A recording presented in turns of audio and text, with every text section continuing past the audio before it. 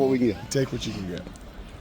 What is this night like? I know you've done it many times, but Yeah. it's to be touching. Yeah, I still would say always go back to this. It's always been bigger than us here, and it's not just about football. It's about how do you use your platform to make a difference on the lives of others. And, I think that's what tonight's really all about. And, we get way more out of it than I think sometimes we give. So it's just a really special night for our team. You talk about what you get out of it. What kind of things do you get out of it for your team and yourself as a coach? Oh, I think for me, my job's to build young men. My job isn't always to win football games. It's how do you build young men to be their best. And I think part of this journey is always finding those avenues where how do you use the platform that you get to play a game that is really special, and we get to do things that are really special.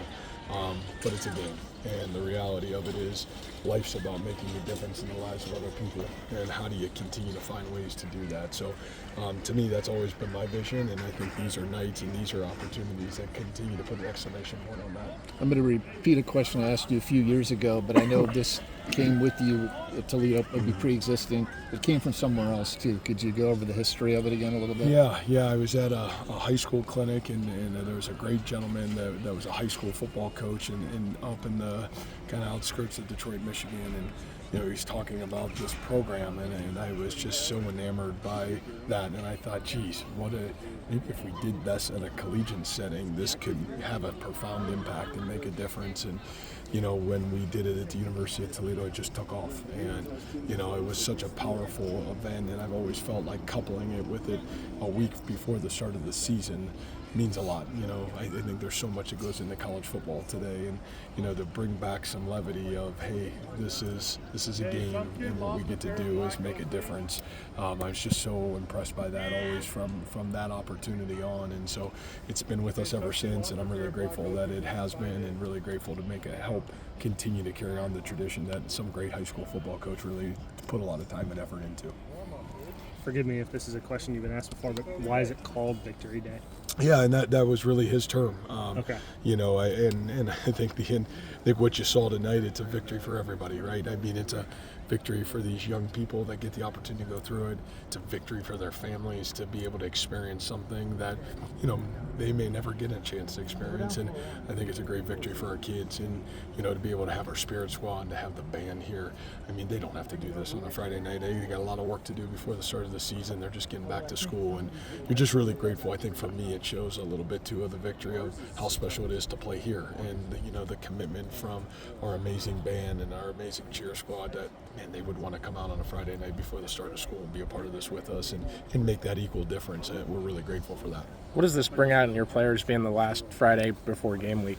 Oh, I just think, again, that reminder that, I mean, these are 18 and 22-year-old kids, and the reality of it is they're growing from young man to man. And I think the opportunity to take a step back and realize, again, how fortunate they are to get to do what they get to do, but also the impact that they can have on other people. And, I can't say it enough. I think we continue to try to pound this vision of, man, it is bigger than you, and can you give more than you ever take from the whole?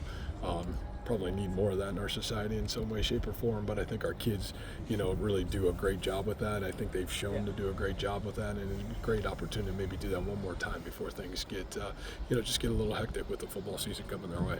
I know it feels like yesterday since we talked to you, but now that fall camp is wrapped up, but just ask your overall impressions of how the group performed. Yeah, I think to me there's a difference between probably where we were a year ago and where we are today, just because of, I think the experience factor, the maturity factor, and maybe even us as coaches knowing a little bit more who we are. And I think the thing that I probably appreciate as the head coach watching this group go through it is the sense of urgency that they had every single day in fall camp. And, I saw our coaches grow, I saw our players grow, and there was a great urgency every single day we stepped on that practice field. And I think that's hard to do, to be honest with you. And fall camp can be a grind, and, there was an extra week this year with school starting a week week later.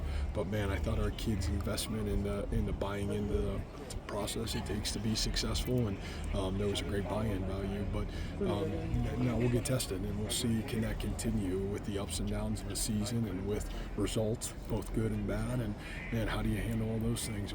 We're about to get tested about what we've been willing to sacrifice for the last 6 to 7 months. Mauser and Haycock were talking to us on Wednesday about the chaos that you put into practice. Can you describe what that looks like? Yeah, I don't know. To me, it's like, how do you challenge your team? I think you can get stale, right? And you can get stale in practice, and you got to challenge your coaches, you got to challenge your team. And I think there's a point in fall camp where you're kind of installing, and then there's a point where you got to be creative. And part of that creativity is football is chaos. And I think situational parts of practice, how do you continue to change the rhythm of practice? How do you challenge your kids? How do you create losses in the day and try to see how kids and coaches respond to that? And because all those things are real, and I think you guys know this, I've said this, you think you know, but until this ball gets kicked off and the lights come on and there's 70,000 people sitting in the stands, you don't know. And I think my job is how many different ways can I create chaotic opportunities and force guys, our players and our coaches, to respond to those within practice. And I think the more you do it and the more you fail and the more you succeed, what worked, what didn't work, I think the more you have confidence when you actually step on the field. And I think we're in a world where we have a lot of fake confidence, but like trying to give our kids real confidence, how you prepare, how you come every day. And boy, this fall camp, if you didn't come every day to practice, you were going to get embarrassed. You were going to either get embarrassed by the game, you were going to get embarrassed by the opponent, and that was rewarding to see. And again, I don't know if we've always had all those pieces to create some of that embarrassment, but the great programs and the great teams I've been a part of, we had that, and that's kind of where that iron sharpens iron. You better come, or you're gonna get exposed really fast, and that's kind of what happens on game day. Is that ad-libbed by you, or do you know going in like I'm gonna pull the lever at this time? Yeah, I mean, you don't want to be so chaotic that your guys aren't able to, understand what's going on. But yeah.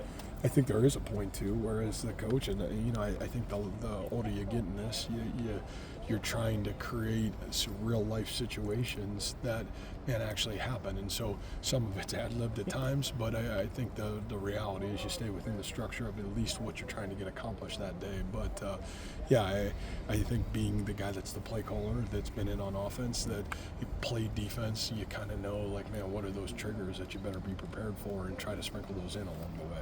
Where did you learn this as a coach to say, hey, this isn't planned? Yeah, I mean, I was really fortunate to be a part of, you're talking the winningest high school football coach in the history of Ohio high school football, and the winningest college football coach ever in the history of college football. And boy, it was chaos as a player, and it was chaos as the offensive coordinator and the coach, and you better bring it every day. And I think those values taught me a lot of, like, hey, like, I understand now why you did those things, because it forced me to be my best, and it forced me to prepare my kids to be the best. And so I appreciate that. I appreciated it now. I don't know if I appreciated it then, but I think I appreciate it now because I really understood. And we got great coaches. I mean, there's never a time, I'm sure at times it's not always like the most comfortable thing, but I think their appreciation of, hey, like, they understand what we're trying to get accomplished, and it's not, nobody's trying to embarrass anybody. You're just trying to get our team and our whether you win or you lose, that's not the reality of it. It's how you did it and how you respond to it, and that's what you're looking for as the coach.